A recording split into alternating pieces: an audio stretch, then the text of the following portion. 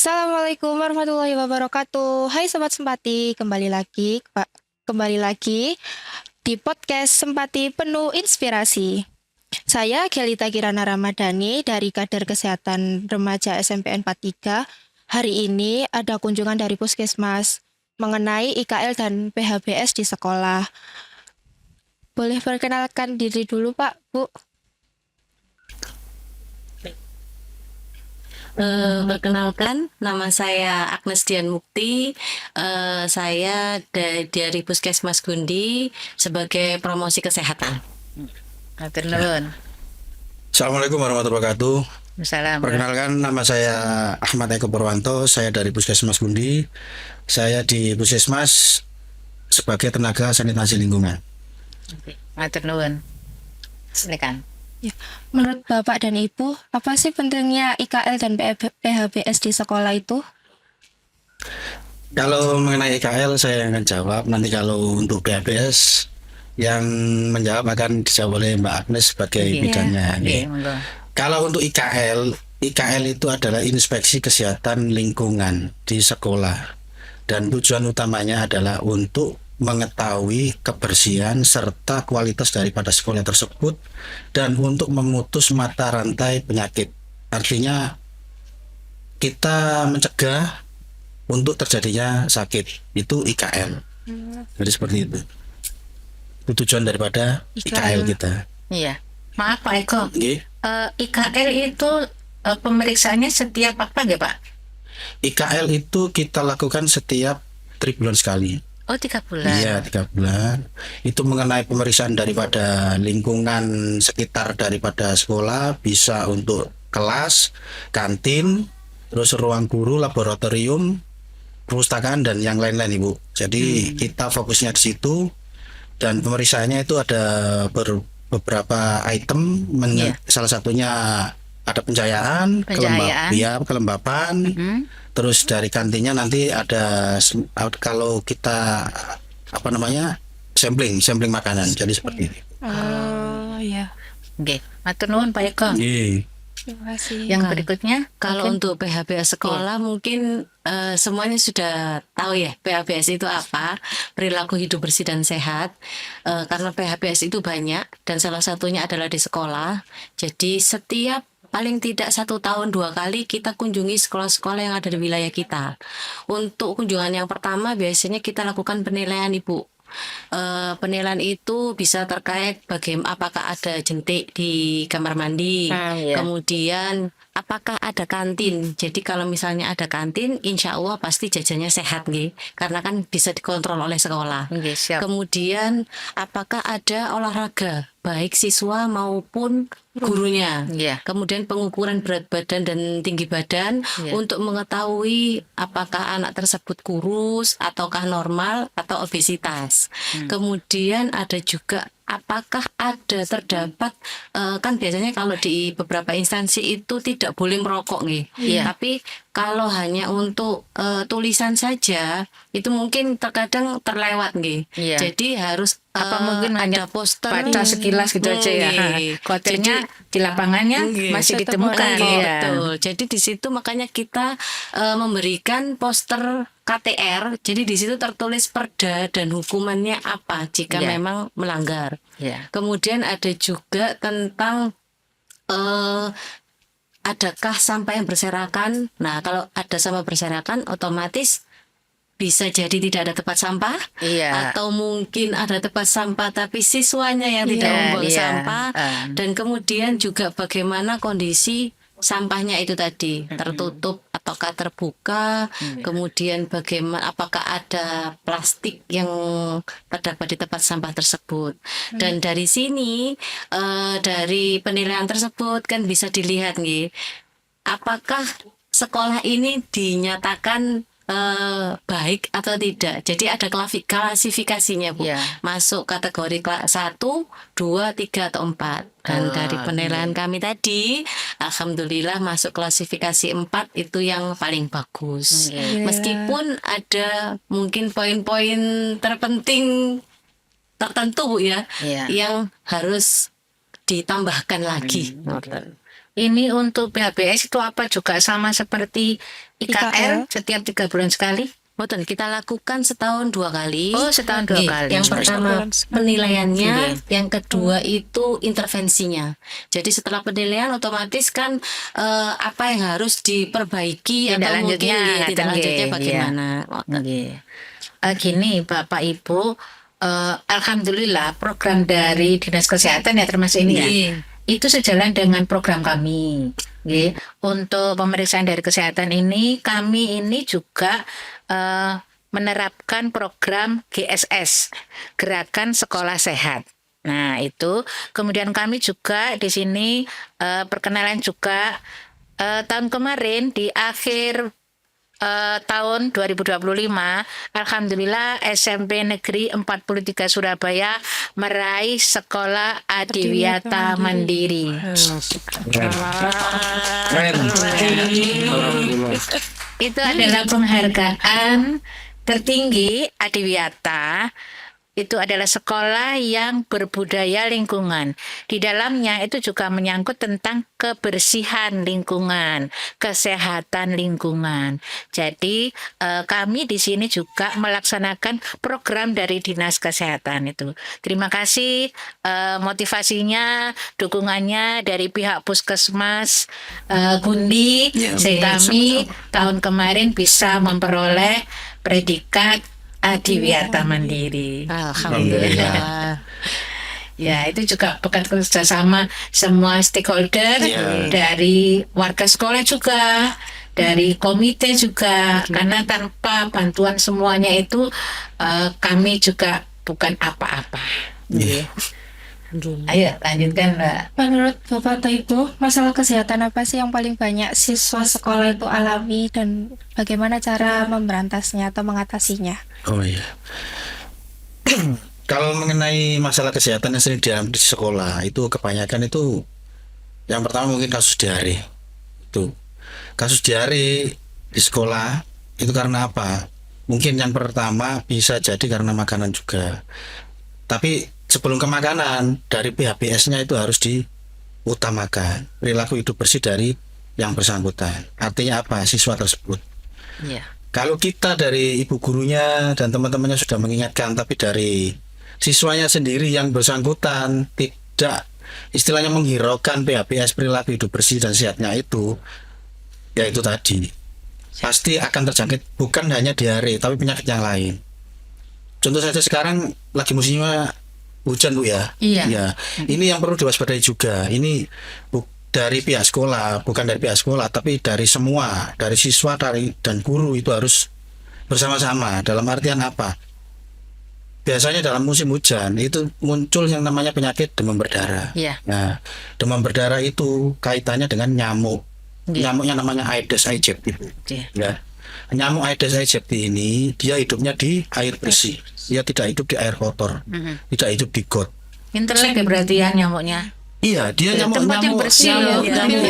Iya, dia pilih tempat yang bersih, dia tidak mau di tempat yang kotor. Jadi malah lebih gampang kita kalau istilahnya kalau dia hidupnya di tempat air bersih. Jadi tinggal kita cari tempat-tempat penampungan air di air bersih, tidak diperiksa di got-got itu jangan. Iya. Jadi ibu kalau dan adiknya ini dari pihak sekolah lihat di penampungan airnya. Barangkali di sini ada dispenser atau di lingkungan sekolah dilihat setiap Jumat adakan gerakan apa namanya Jumat bersih. Nah, mungkin bisa jadi ada semacam gelas-gelas aqua itu yang posisinya terbuka. Lah itu kan sekarang posisinya musim hujan. Itu kalau jadi tempat penampungan air, nyamuknya hinggap di situ bertelur, nanti dia netes jadi nyamuk, bisa jadi. Tapi kalau yang di sumur, yang di got itu enggak bakalan bisa. Terus di dispenser mungkin ada di sekolah ini ada dispenser. Kadang kita lalai di situ. Ya, Tetesan, tampungannya ya, tetesan di tampungan tampungannya. di dispenser itu, Iya. itu yang tataannya itu biasanya ada air yang netes di situ. Itu pun kalau sedikit bisa jadi perindukan DPD. Iya. Jadi untuk sekarang yang musimnya seperti ini kemungkinan besar atau dalam artian ini biasanya fase-fasenya DPD ya sama diare. Soalnya apa? Itu tadi dari air kotor bisa jadi dari diri kita air kotor di keluar areanya, sampean cuma adik keluar area keluar apa sekolah, Sekolah. pegang sana sini, tangannya kotor, nggak tahu kan hujan, ada cipratan-cipratan itu jenengan pegang, habis itu makan tanpa cuci tangan, nah itu bisa diare. Mungkin seperti itu. Jadi yang musim sekarang ini kemungkinan yang besarnya kemungkinan terjadi ya demam berdarah sama diare. Nggih.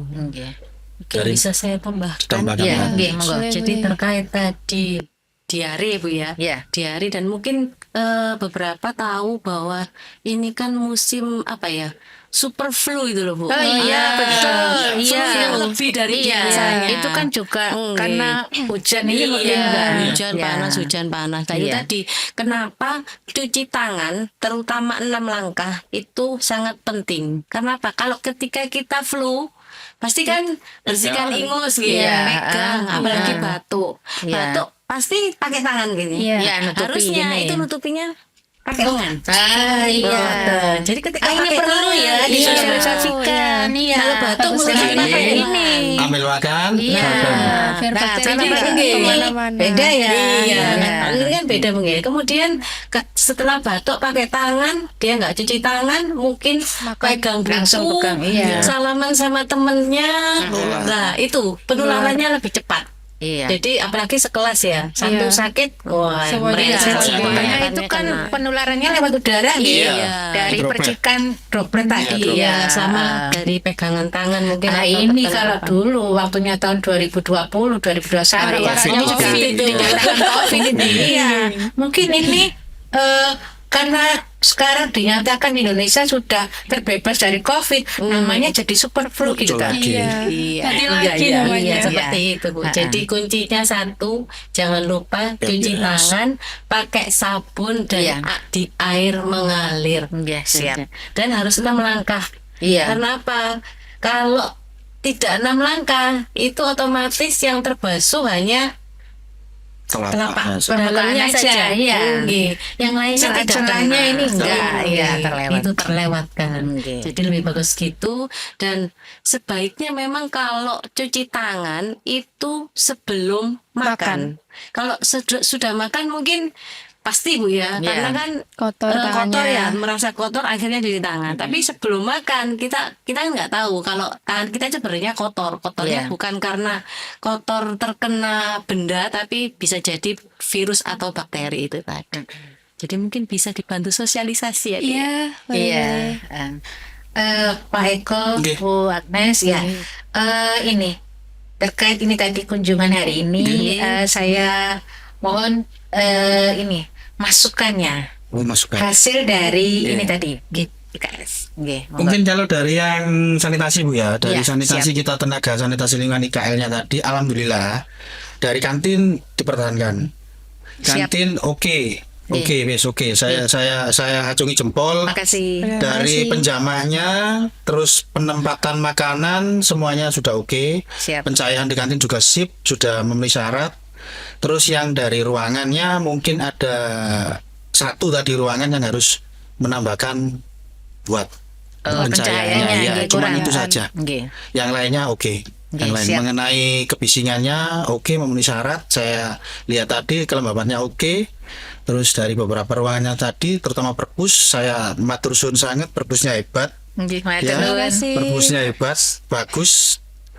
Yes, bagus. Tak kasih jempol perpusnya oke. Iya. Terus mengenai tadi yang kurang di Perpusnya itu di sebelahnya ruang kita ini loh. Iya. Jadi oke perpusnya, terus ya itu tadi cuma menambahkan buat di satu ruangan saja itu aja. Yang lainnya tidak ada masalah kalau dari saya. Oke. Benar Untuk dari yang pihak Dari Desa, Mbak. PHBS tadi, jadi di beberapa titik untuk cuci tangan sudah ada sabun, tapi mungkin karena tempat cuci tangan di sini banyak ya Bu Iya, ya. betul. Jadi Iya. masih ada Ini yang tidak soalnya ada. warisannya dulu Nggih. ketika COVID kan Nggih. itu wajib Ya, ada nggih. bayar. Betul. Nah, jadi itu. Nggih. Nggih. Kemudian tempat sampah. Tadi memang kondisinya tidak ada sampah, tapi lebih baik Pak tetap dikasih plastik. Oh, nggih, siap. Atau mungkin tadi ya habis dibuang belum dikasih lagi ya. Saya Iya. juga kurang. Nggih, nggih, siap. Nggih, itu aja sih Bu. Yang lainnya Mungkin itu bagus. aja, yang lainnya bagus. Nggih. Nggih, Yang Sudah. lainnya dipertahankan aja. Nggih. Iya. Nggih. Matur nuwun. Ada lagi, Mbak? Mungkin? Iya, apakah kebersihan sekolah itu berpengaruh nggak sih kalau ke siswa-siswa, ke prestasi siswa, ke kegiatan siswa ketika belajar, itu Iya. gimana? Itu kalau kebersihan sekolah itu pasti yang lebih utama. Itu mengaruhkan apa? Itu mengenai kenyamanan. Iya. Faktor kenyamanan itu paling utama. Ibaratnya kita di rumah saja. Kalau kita di rumah tempatnya kurang nyaman, kita sudah tidak senang. Apalagi sekolah dengan banyaknya teman-teman di sini berbagai karakter, terus lingkungannya nggak nyaman, pasti kami tidak betah. Jadi kebersihan itu yang utama. Makanya ada an-nadzafatun minal iman. Kebersihan adalah sebagian daripada Iman. iman di situ. Di samping itu, kalau lingkungan jenengan tidak bersih, otomatis dampaknya juga bakalan Banyak. jelek. Karena apa? Penyakitnya datang bergantian. Iya. Diare datang, DBD datang, nanti ada muntaber datang, apalagi datang. Jadi seperti itu. Jadi memang kebersihan dimanapun, tidak hanya di sekolah, itu memang faktor utama untuk kenyamanan. Jadi seperti itu mungkin dari saya. Mungkin Pak Agus bisa menambahkan, monggo. Saya rasa itu sih. Jadi memang kalau apalagi kalau sampah tidak tertutup Nah, ya Bu ya. itu tadi. Itu lalat. Lalat Iya. itu radius Kan dia itu 40 sumber meter. penyakit ya. Iya. Iya. Lalat itu kakinya 8. Ya.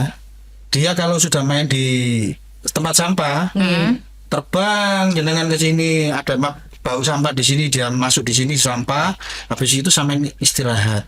Sampai istirahat makan. Lalat itu nempel. Itu kakinya 8. Dia nempel terus sampai makan. Habis makan nanti 1 jam 2 jam sampai muntah atau dan sebagainya. Itu efeknya dari Salah situ. satu. Salah satunya Iya. Makanya kebersihan itu sangat-sangat sangat penting. lebih Kaitan- utama ya. iya, terkait juga kesehatan. Oke.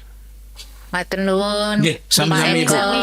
Nggih. Bu Agnes rawuhipun. Nggih. Terima kasih sudah memberikan Masukan. masukan kepada kami. Nanti mungkin akan kita yang bagus-bagus ini akan kita pertahankan. Untuk yang tadi kekurangan mungkin nanti kami akan berusaha untuk meningkatkannya. Nggih, laras, Bu. Ya. Monggo Mbak bisa ditutup untuk Pesan. ya. Ya mungkin kesan dan pesan ketika Bapak dan Ibu kesini tuh apa, kesannya apa, pesannya apa untuk siswa guru di sekolah SMP 43. Oh, kesannya saya datang sini pertama kaget. Saya ditodong sama orang siswa sama Pak Guru tadi di depan itu. Saya kaget. Pak, bukan menodong itu menyambut Bapak. Saya kayak bupati saya katanya. Iya tadi. Saya lihat jajan itu kenapa kok seperti itu. Tiba-tiba ternyata ada ucapan, ada seremonial. Saya kagetnya di situ. Itu kesan saya. Iya. Saya terkesan sekali itu. Terima kasih banyak atas sambutan yang kita diberikan ke kita waktu datang tadi. Saya matur nuwun, nggih Bu. Nggih. Jadi juga terus apa pesannya ya itu tadi, dipertahankan saja sisi yang sudah positif, yang sudah baik dipertahankan. Untuk yang kurang sedikit tadi tinggal menambahkan. Nggih, siap. Artinya seperti itu. Itu sebenarnya tidak kekurangan, cuman apa namanya sedikit harus benar gitu aja. Iya. Sebenarnya sudah ada, dalam artian itu Sudah ada upaya nggih Pak? sudah ada Iya. upaya. Cuma kurang maksimal. Kurang maksimal. Nggih, Nggih. siap. Jadi seperti itu. Dimaksimalkan Lebih saja. dimaksimalkan Siap. lagi. Jadi seperti itu. Nggih. Mungkin itu aja. Mbak Agnes mungkin. Nggih. Sudah. Nah, Terima kasih Nggih. Bapak Ibu. Nggih. bisa Sekian podcast dari kita. Wassalamualaikum warahmatullahi wabarakatuh. Waalaikumsalam Waalaikumsalam warahmatullahi wabarakatuh. warahmatullahi wabarakatuh.